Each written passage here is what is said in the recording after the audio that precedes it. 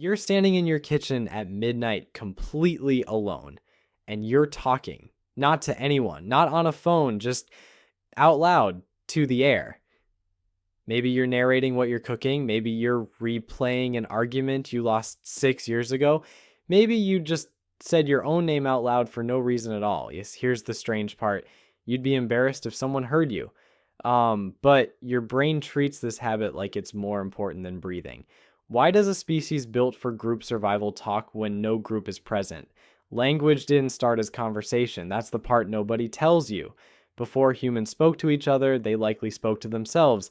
The earliest vocalizations weren't social greetings or mating calls, they were planning sounds, short bursts of noise tied to action sequences. Imagine you're a proto-human 2 million years ago on the African savanna.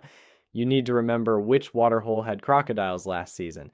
You need to recall which berry cluster made your cousin vomit for days. Like, you don't have writing, you don't have maps. All you have is your voice bouncing off the inside of your own skull. So you mutter, you rehearse, you narrate danger to yourself before it arrives. Self-talk was your survival software running in real time. And today, when you mutter your grocery list in the cereal aisle, you're running the same code. The stakes dropped from crocodiles to cornflakes, but the software doesn't know that. Anthropologists believe self-directed speech co-evolved with tool use. The logic is elegant and a little humbling. Making a stone tool requires a specific sequence of strikes. Get the order wrong, and you shatter the whole thing. Vocalization helped early humans mark each step in a chain of actions.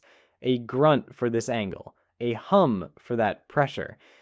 Sound became a kind of external bookmark for working memory. Your voice offloaded cognitive weight your prefrontal cortex couldn't carry alone. It wasn't chatter, it was engineering, and this is the part that makes it weirder. Like, the habit didn't shrink as our brains got bigger, it expanded. As language became more complex, self-talk became more complex with it. We didn't outgrow the mumbling, we promoted it. So what's actually happening when you talk to yourself? Neuroscientists have an answer, and it's stranger than you'd expect. When you speak out loud, your brain activates Broca's area. That's the region responsible for producing speech. But here's the twist. When you talk to yourself, your brain also activates Wernicke's area. That's the region for understanding speech. Your brain is both the speaker and the audience simultaneously. It's hosting a conversation with a guaranteed captive listener. Think of it like a dress rehearsal for thought. When thoughts stay purely internal, they move fast and sloppy, they skip steps, they contradict themselves without noticing, but when you force a thought through your vocal cords, something changes. The thought has to become linear, it has to follow grammar, it has to obey sequence.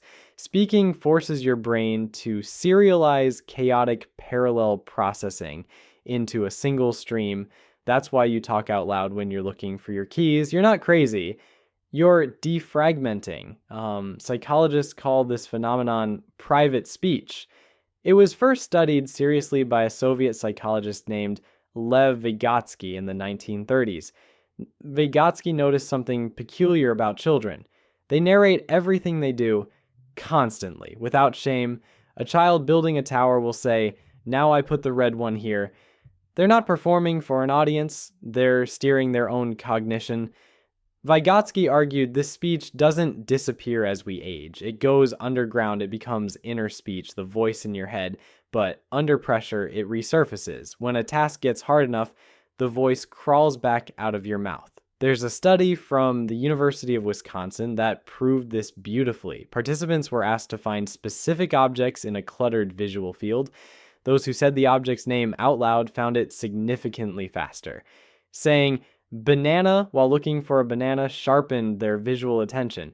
The voice literally tuned the eyes. Like, your speech and your perception are not separate systems. They're wired together, feeding each other in a loop older than civilization. And this is where the modern world makes it all beautifully absurd.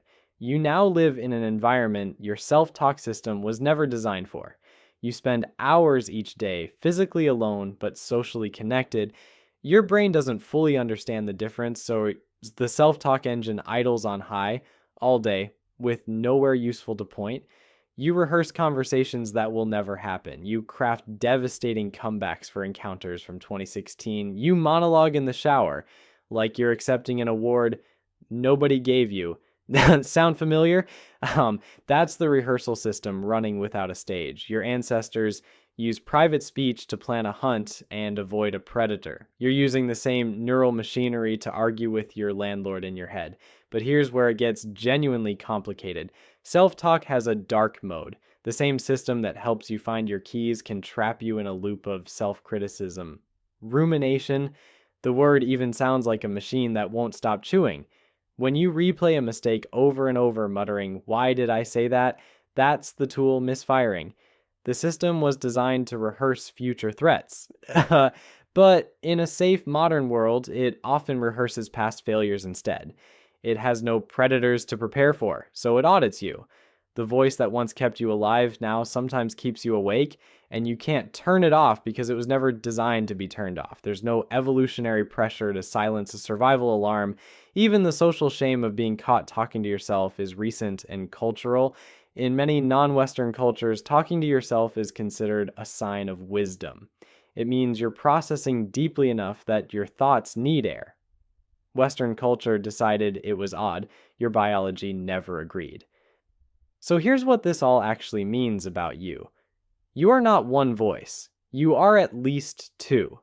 There's the you who speaks and the you who listens and evaluates. This dual structure is so fundamental, it might be the basis of consciousness itself. Some cognitive scientists argue you can't be self-aware without self-talk.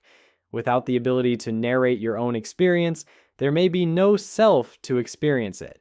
The inner voice doesn't describe who you are, it constructs who you are, sentence by sentence, all day long. Every muttered plan, every whispered worry, every silent pep talk before a hard phone call, that's not a glitch. That's the engine of your identity running in real time. 2 million years ago, the voice helped you survive the savannah.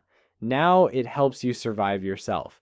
You talk to yourself because somewhere deep down, you know the most important conversation you'll ever have isn't with another person. It's with the voice that's been with you since before you had words for it, and it never once asked for permission to speak. Next time you catch yourself talking to no one, listen closer. Someone important is speaking.